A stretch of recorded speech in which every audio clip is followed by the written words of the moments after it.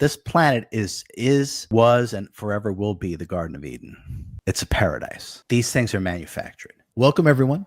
I'm going to be doing a fascinating class, The False Awakening Part 2. We are going to talk about, deconstruct, and reveal the truth about clones, flat Earth, and the Roswell crash. And what I'm going to offer up is almost as interesting as how I know. If you're intrigued and you enjoyed False Awakening Part 1, both links will be in the comments below, and I'll see you in class. There's been so many different things happening this year. Is all of this stuff happening, that evolutionary tension that we kind of talked about, to kind of counteract maybe some of that high frequency energy that's coming in? Yeah, well, we have to refrain from the conditioned mind, which operates in a state of duality, which means that it's this or it's that. Right? It's good or it's bad. It's right or it's wrong. It's black or it's white. Okay, well that is just not how anything is. So there are various agendas that are being played out right now. Some have common interests, some don't, and some have disparate interests. So you're seeing multiple agendas acted out by multiple factions within the matrix. Right. So one of the things that it serves, all these different things going on, is obviously a distraction, right? It's to have your attention. And my fourth book is The Law of Attention. It's the secrets. It's the sacred teachings of reality creation, money manifestation, and time travel. That's the upcoming book. Anyway, okay. So through the harvesting of your attention, which is through distractions, you are left in a disempowered reactionary state and a state of not knowing. So essentially, you're just being drained and your attention is on these things, which also means that any agenda can be implanted because we're in that state of trying to figure out.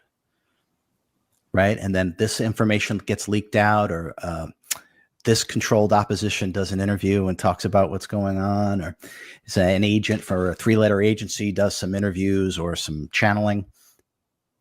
And then you think that's really what's going on. So it's really only through detachment that we get discernment, and we can't allow ourselves to have another narrative programmed in, because once more our attention is on something, we draw that into our beingness, and then we actually become a container for that, emanate that frequency, and then it gets built. I hope everyone just listened to what I said.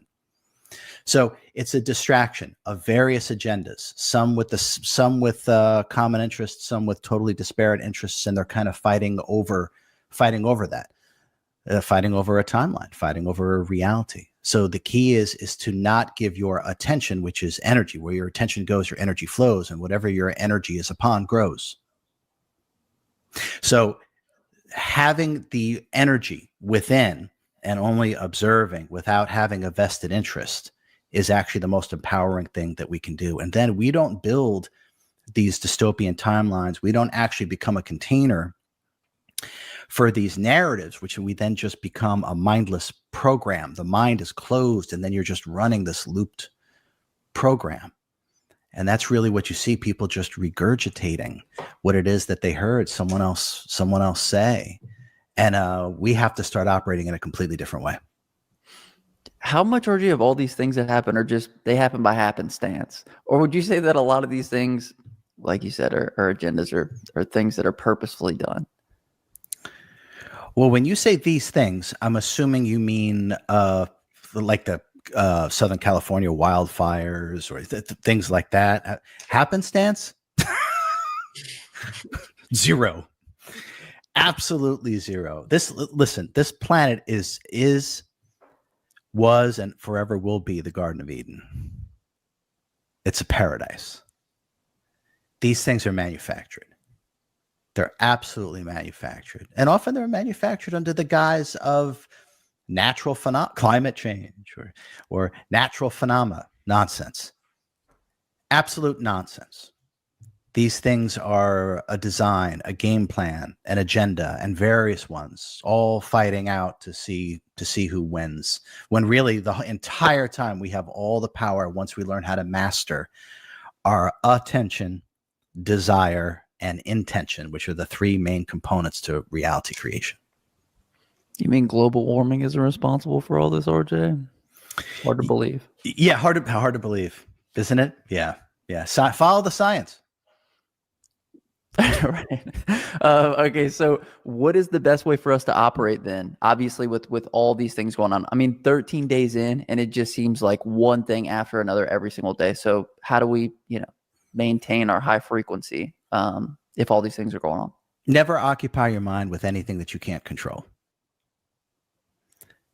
So that means the focus becomes on the self, or the I am, and about operating in a way that is authentic to who and what you really are, which has nothing to do with what's going on in the background. So once we disengage and stop occupying our mind with the distractions, with the various agendas playing themselves out, they have no ammunition, they have no energy, they have no life force to work with unless we give it that. Right? So the example that I always use is think of a relationship, right? You come home from work and you walk right past your partner. You don't say hello. You don't even look at them, right? No communication. You go right into your room. You shut the door. You turn on the TV, and you eat dinner alone, right? Okay, that relationship is going to end really quick. Why? It's not getting any attention, which is energy. So that's what is required. This is why it's a attention is the new oil. That's what this is about. Because what your attention is upon becomes your reality from moment to moment for all eternity. You draw it into your beingness and you become a container and a vessel for that specific frequency. And then you emanate that, and then it gets built. Everybody, listen to that part again. So it's about having control over your attention once again. Put the attention on the self, on what you're passionate about, what your true desire is, about being able to express the depth of your love and wisdom, whose subsets are your talents and abilities, to focus on being a creator rather than a consumer. And that is the best way, or the highest frequency way, to operate. I feel like we can also see this a lot with the variants that have come as precursors to something else that happened in the past. You know what I mean? They just fall off very quickly because it doesn't seem like they get as much attention as what the big one did, if you will. And of course, I have to speak that way because I don't want anything to happen with this video. So, but that's about right, RJ? Anything that doesn't get our attention just kind of falls away, right? Yep. Exactly. If it doesn't get traction, they move on to something else. We are the ones that are in complete control of this. We are the ones that are in complete control of this, but we keep acting like we have no control when it's really the opposite. It's the absolute opposite. And if you feel like you're not in control, just say to yourself, I am control. And let yourself feel that.